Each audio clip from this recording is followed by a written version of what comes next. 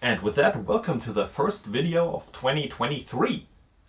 In this one I will be building the Royal Greatsword from Elden Ring. I have created a full-size template for this thing, so I can keep track of the dimensions.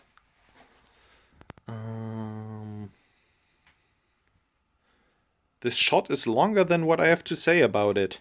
The other thing I did to prepare this project is take all the steel that's needed for the blade, which is quite a lot, and already remove all the scale on it by putting it in a vinegar bath. I've used some crazy math wizardry to create this paper template, which will help me to get the angle the sword has at the tip onto all 4 of the encasing metal stripes for the blade.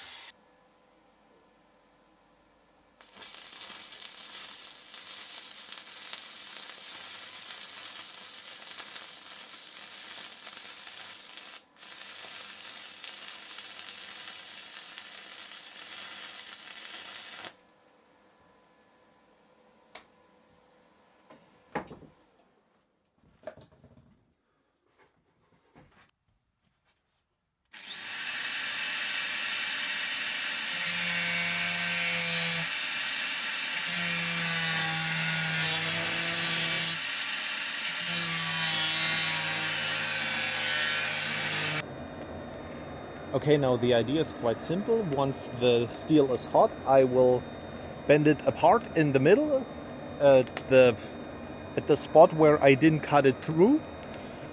And then I have the tip, and then I should be able to do some minor bending back on the sides to get the shape I need.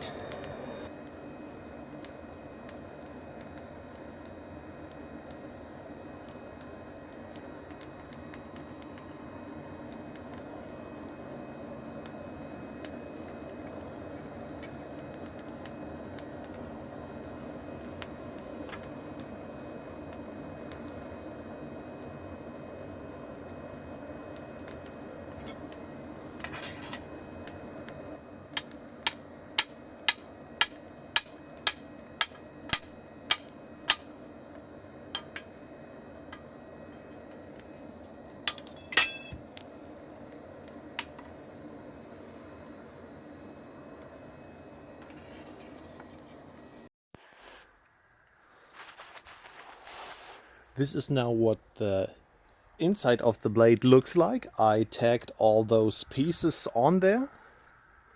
Next step will be to put the second half on top and then tag that. And after that there will be a lot more tagging, and when I'm done with all the tagging I will have to do real welds all the way around. That is one around the entirety of the blade on both sides, and then one on the entirety of the fuller on both sides, which roughly equates to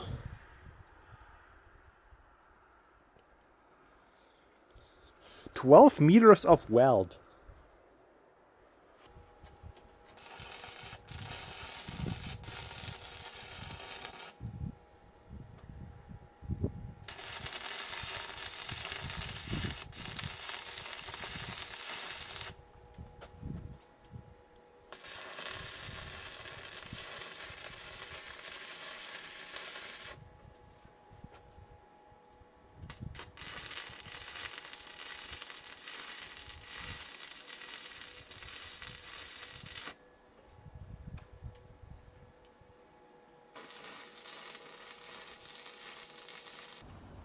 So I just finished up welding the first side.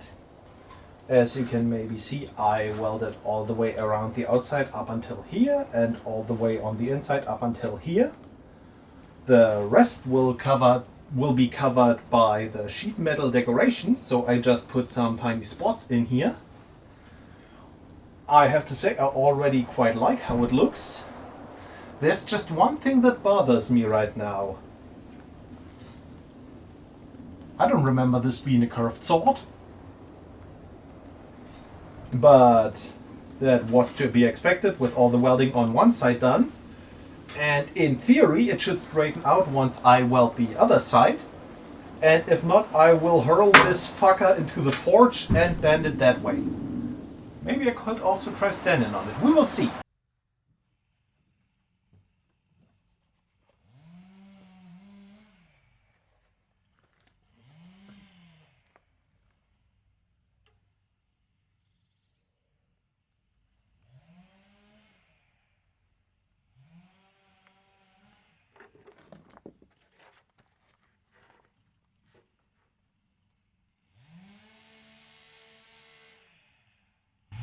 Now this is a problem.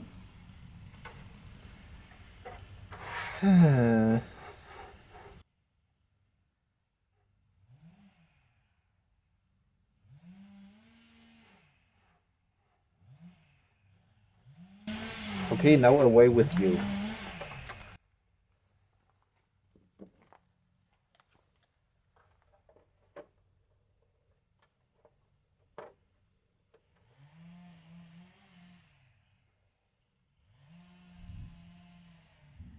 Now go. Go, I say.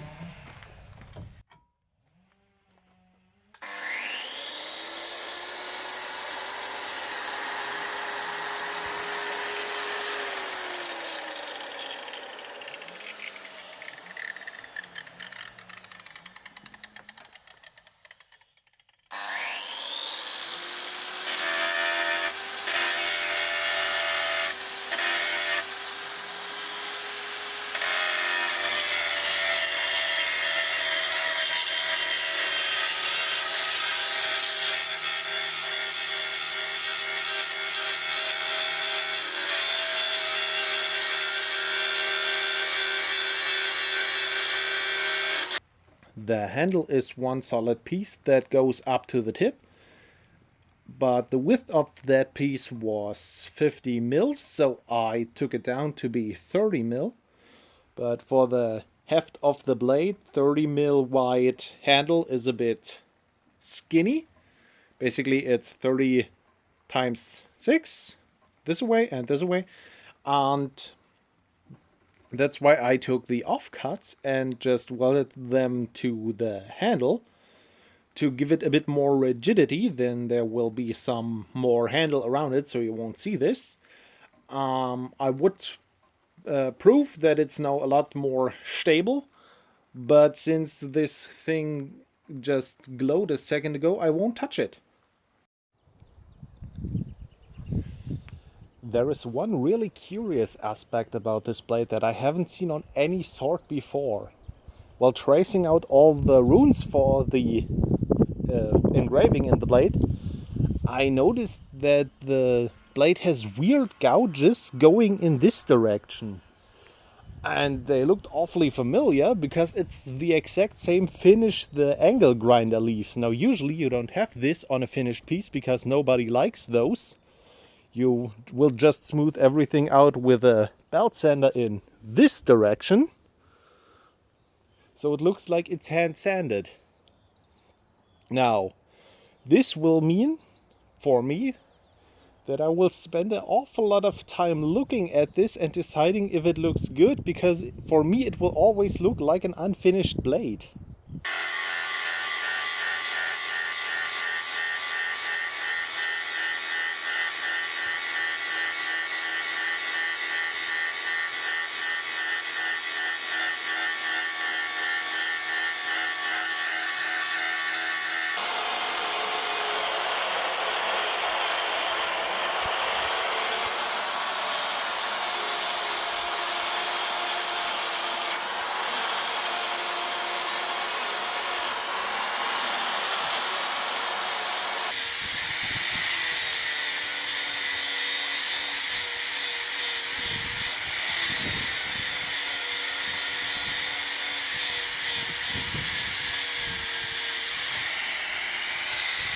This Looks quite ridiculous in my opinion.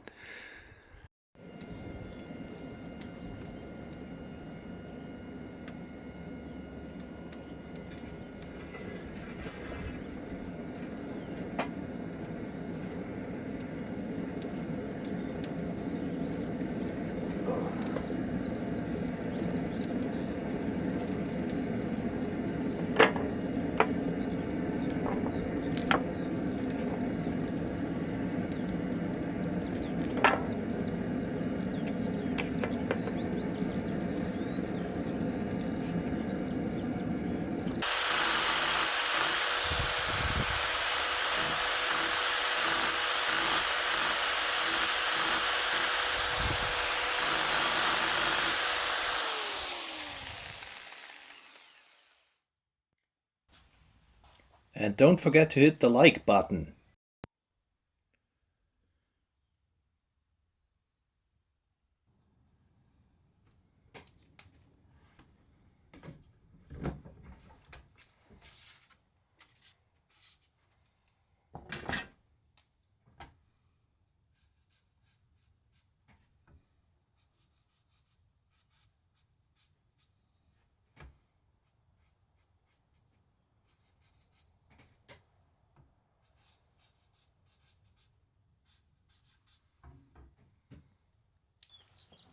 With the blade now mostly to shape, the next step is to create the decorations.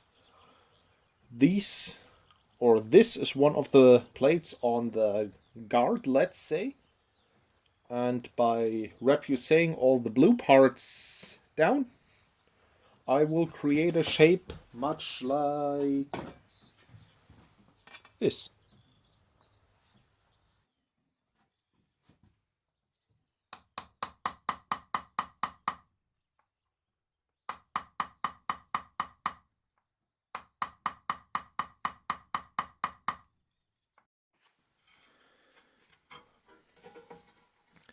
Now I think this looks really hot.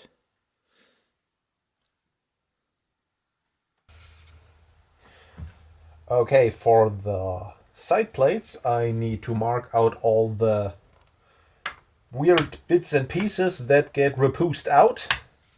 For that I've already drawn the outline. Now I will mark what I have cut out on the template. And once that's marked, I can take the template off and basically connect the dots, if you will.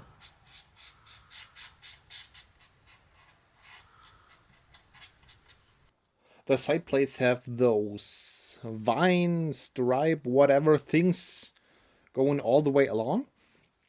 And there are basically 3 parallel lines going around here. But since I'm super lazy, I don't really want to do all of this and this and this and this 3 times over. That's why I created this tool, which at least in theory should do all 3 lines at once. Now the only piece of metal I had lying around that was big enough was this weird turned profile thingy. I don't know why they even sell those. I don't know why I even bought this. But here goes nothing.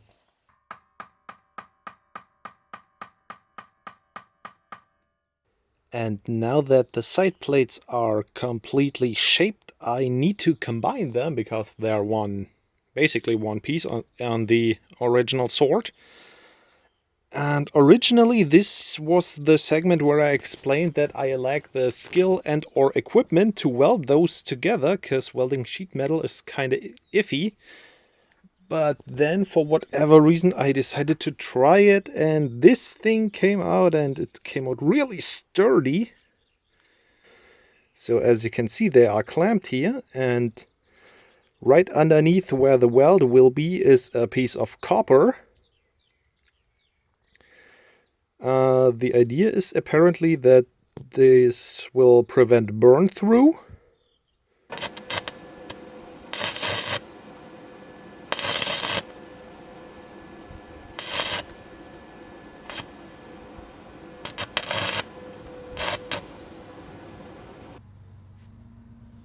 I have to say this entire welding experiment went extraordinary well. I never had expected it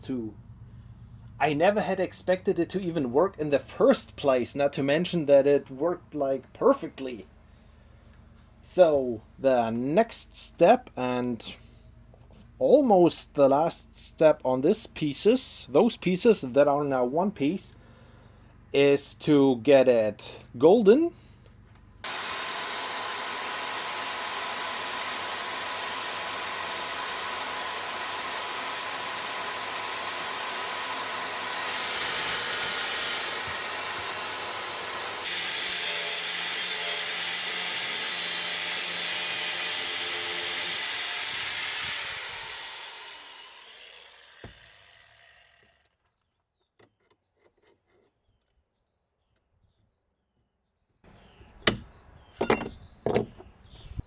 Now that the side pieces are attached to the blade, the next step is the weird, I'm gonna call it a hand guard. It's basically more like Thor's hammer, but we don't talk about that. So I will basically use these were the offcuts for the blade. We'll cut out the shape for the side pieces and weld two of those together.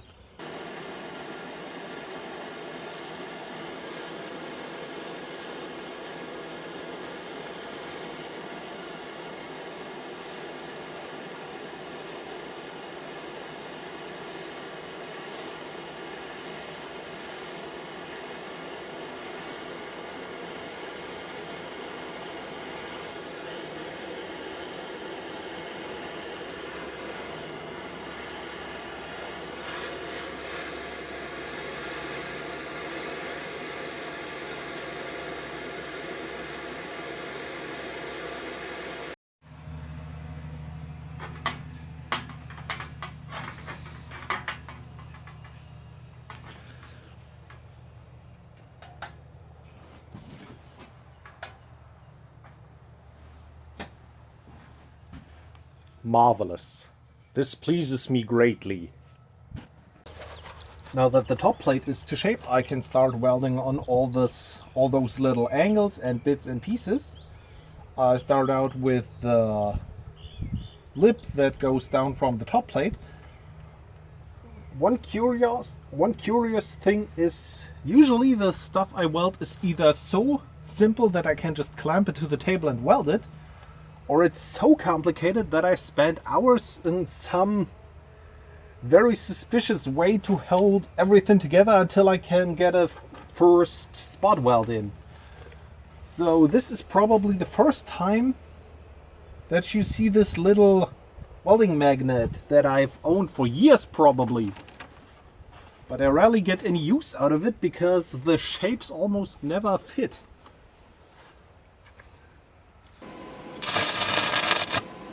And here's the top plate with all the lips around it attached.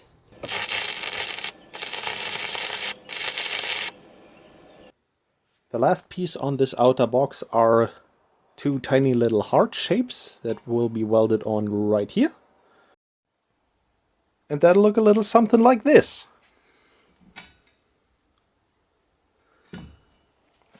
Now to clean it up and get it brassed.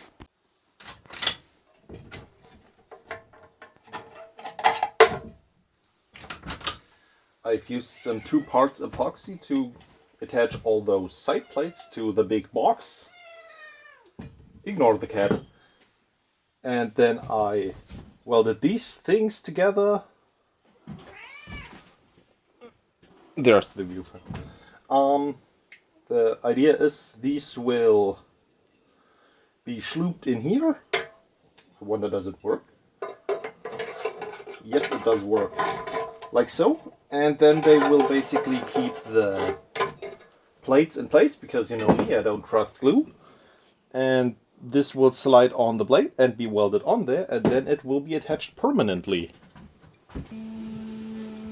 The handguard has an etching where it meets the handle, and for that I will do some electro etching for the first time on this channel. I've already cut out the vinyl template. Now I get my grubby hands on some transfer foil.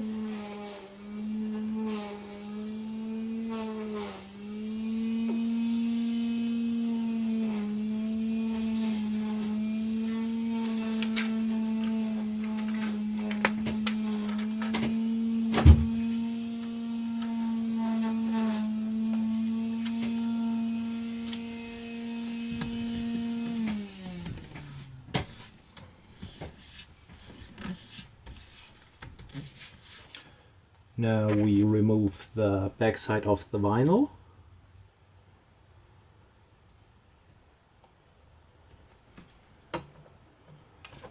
That step's still easy.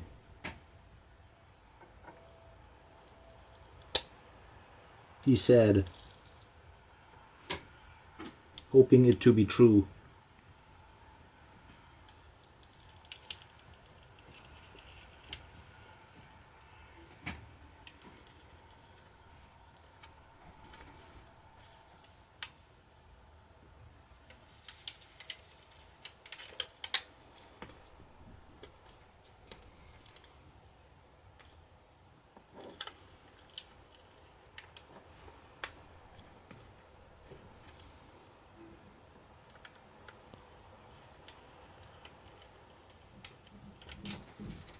There, easy.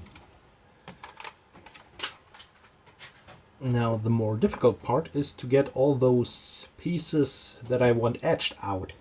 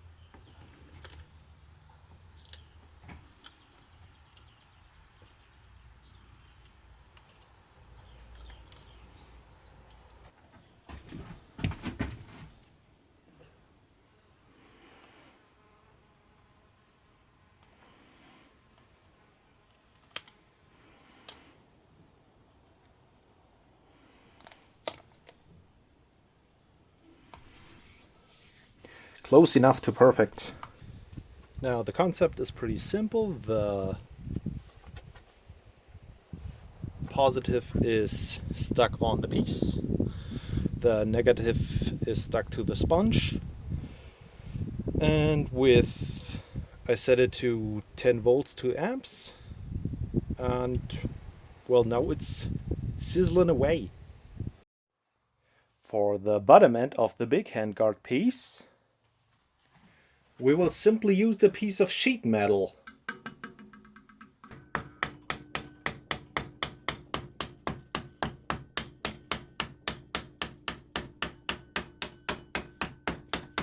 Nice and evenly.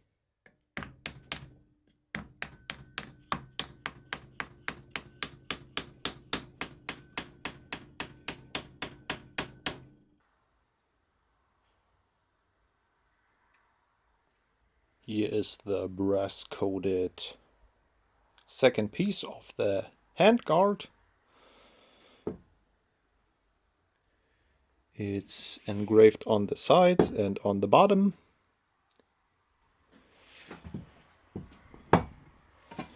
And now we will attach the sheet metal to it. And curiously, on both pieces the dot that marked the orientation has vanished.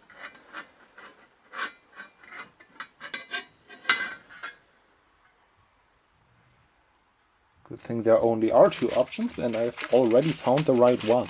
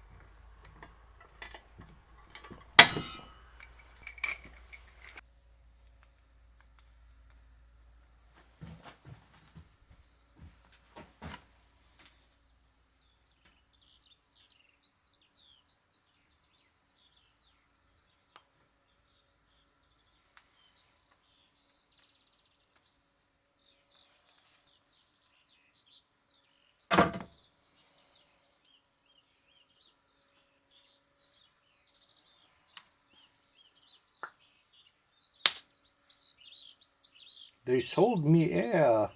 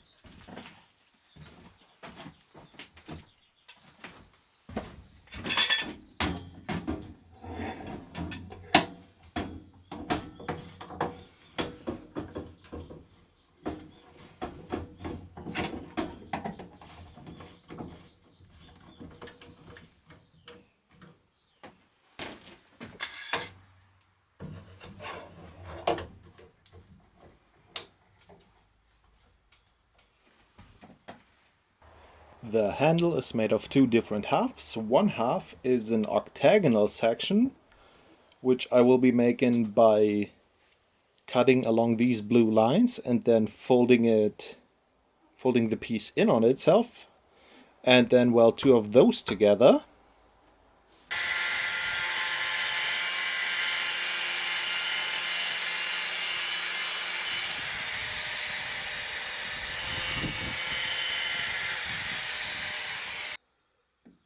The handle has some weird rectangular shapes all the way around where those holes are. And now I will show you how I make these, just in case you ever need something like that.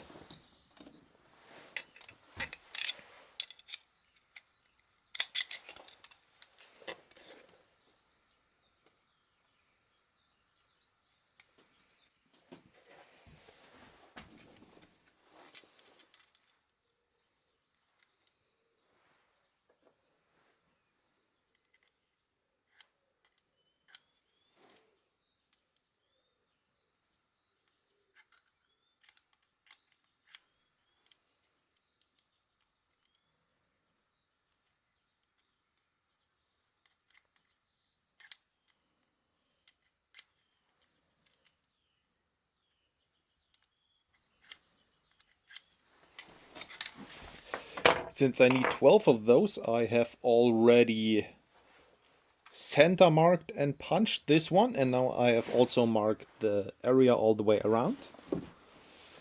Next step is to grab some metal cutting scissors, or I believe they're called shears. Maybe I will look it up later.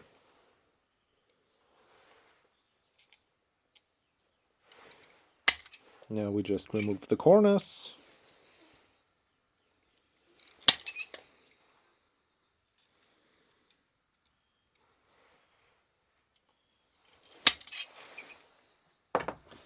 Then we grab ourselves one of those, because the next step is to drill the hole, otherwise this will be a pain to do later.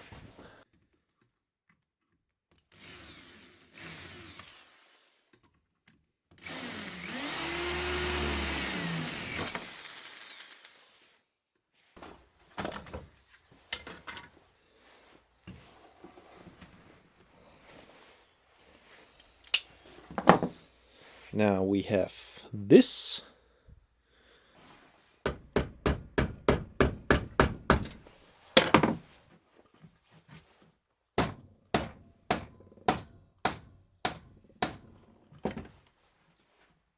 To create this braided piece on the handle, I want to try to twist those two wires.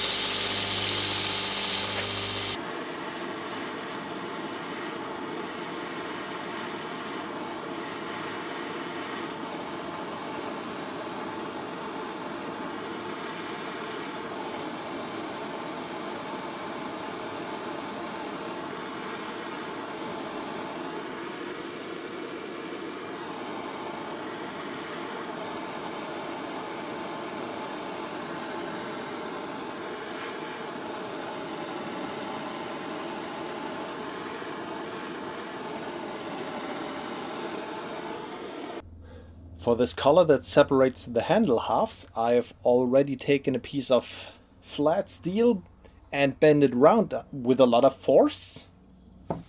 That's what you can see here. Then I've taken a piece of round stock and bent this ring around, much like I will now bend those two rings around here. They're just spot welded here, will be bent around the circumference. And then we basically have those two rings and this ring.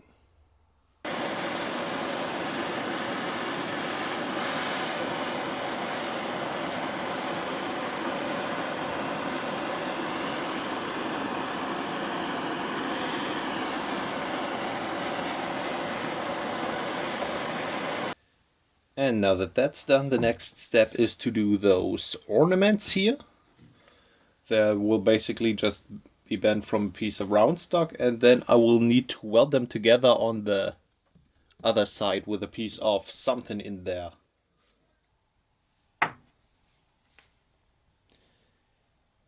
And now the last step on this collar is just to weld those two pieces on.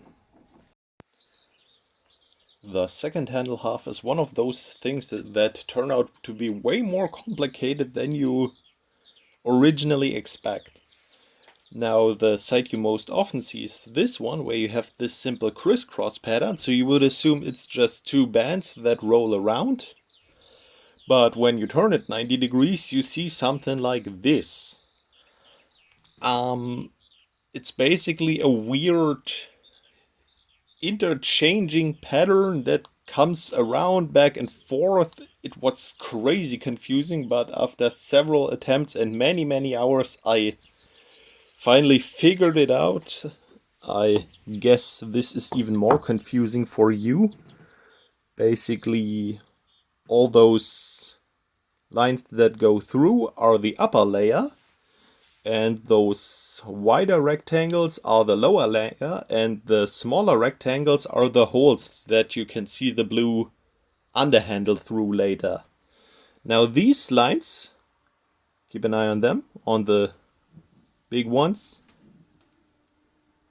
They come around into this angle, and when you go all the way around, they come around in an angle in a different direction, and that's basically the secret behind this handle shape. So my Dremel decided to surrender as I was doing those lines here. So I guess that's a good opportunity for me to show you how I used to do these things before I had copious amounts of power tools.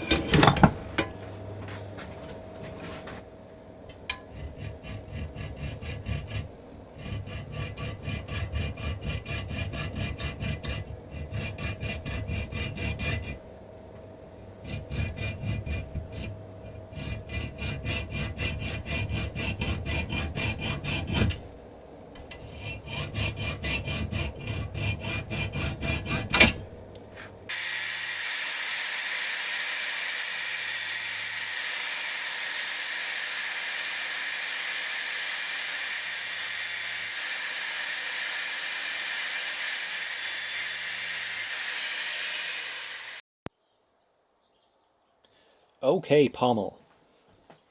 My first guess was that I could simply cut the pommel out of some piece of scrap metal I had lying around, but after doing some measurements I realized this thing is way bigger than I expected.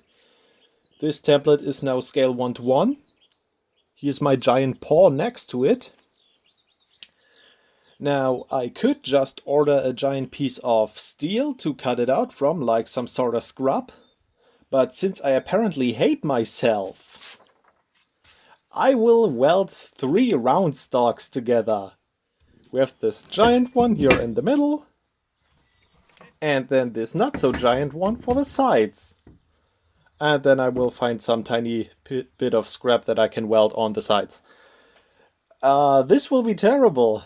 I'm looking forward to it.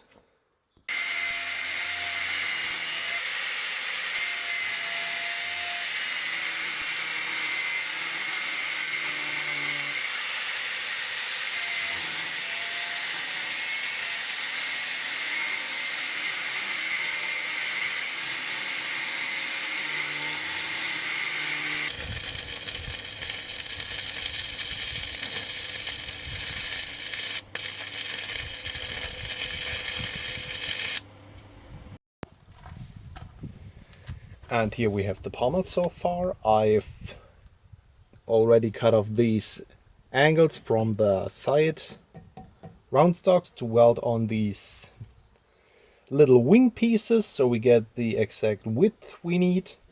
Next step is to cut off this and in here and over there and that to get almost the final shape, and I will do that now.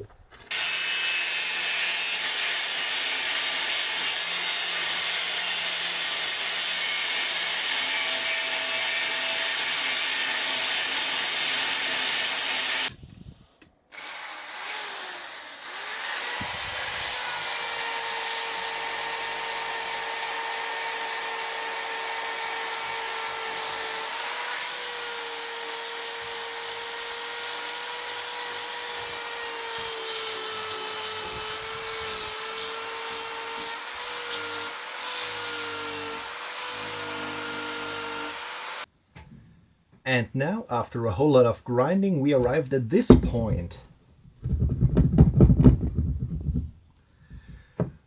The shape is basically round all around. That made it extremely hard to get the template on here. It's probably not perfectly symmetrical, but I won't show you that because then you know as well. For the next step, I will have to do the thing that I like to do the least, and for whatever reason have to do on every single build. I will use the Dremel tool to carve out everything that isn't red. The horns get some special treatment. I didn't bother to mark them for now, because I need to lower all of this beyond this red.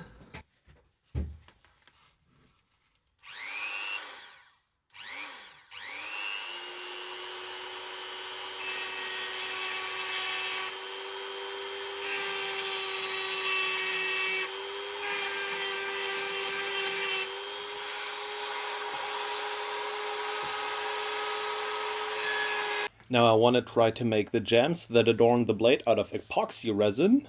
For that I have my entire stuff set up here next to the door where the ventilation is best in the workshop. Since most of the jambs are blue, I will use most fittingly royal blue. The entire procedure is pretty simple. You mix the resin, you mix the paint in the resin, and then you just pour it into the mold. What I feel like will be interesting is the shield shape that sits on the handguard. I couldn't really find anything with the right shape. Now there is stuff that you can buy to create your own molds, but that's quite expensive for just 2 little pieces, so I decided to try out the budget version. This is just some oily plasticine where I stamped the shape in. And we will see how that works.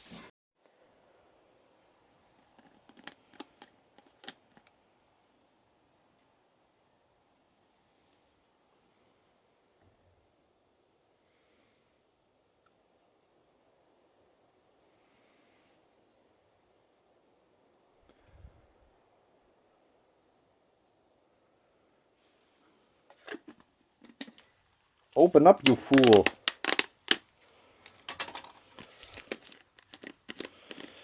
And since these mix 2 to 1, I just have to fill 40 in, and then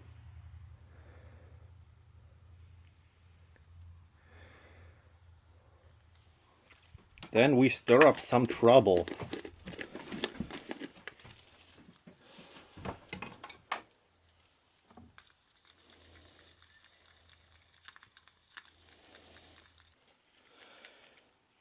Now we grab our royal blue.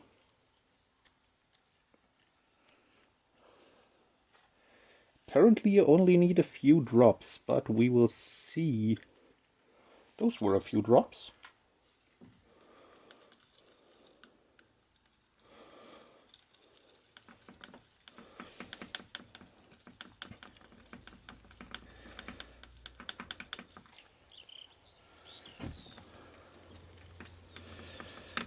Now we just pour it into another cup.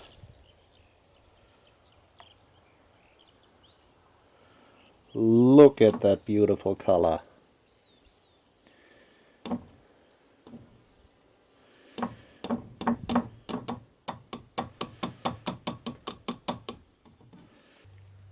Then we go over here where I've already marked the molds I want to fill with a bit of red paint. And now I'm curious how this will work.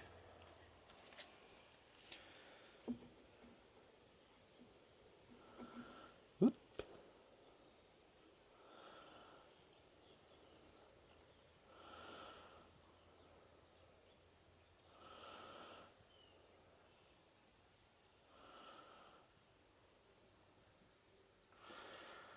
Now that's in the mold, it looks a bit brighter than I was hoping for, but what can you do?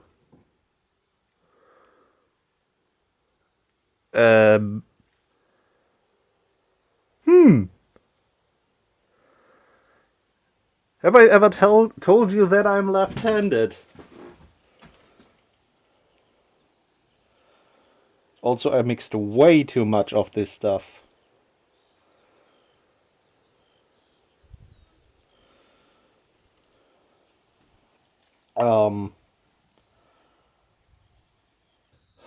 Now, for those of you who are curious how the plasticine mold for the resin turned out, it worked, but it had a couple of downsides. For one, the surface isn't super smooth, not like with the original molds, like the silicone molds that you buy. Also, you need oil to remove the plasticine from the piece, and if you intend to glue something, it's always bad if there are oils on the piece. Also, this thing, I wonder if I can show you, it's weirdly malleable. It's not a deal breaker for me, but just something to note. Might be that the resin hasn't fully cured yet. Other than that, I also used a bit of red paint to spray the backside of the jams. You can't really see it in this light, but that gives them a really cool color and look to it. Matches the original almost perfectly now. And with that, the final assembly begins. The first step is to weld the bottom end of the handguard to the handguard, or more specifically to the handle.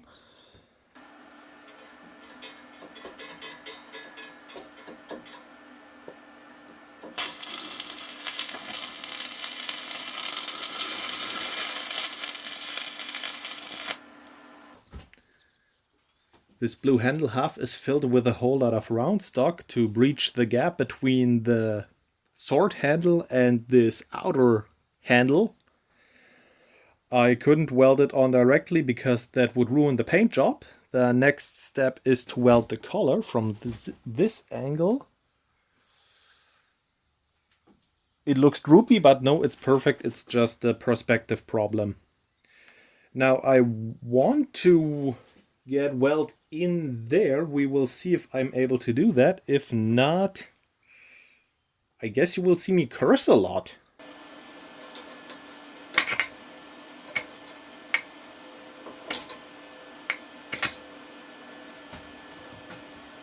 Hark! And the last bit of welding is the pommel.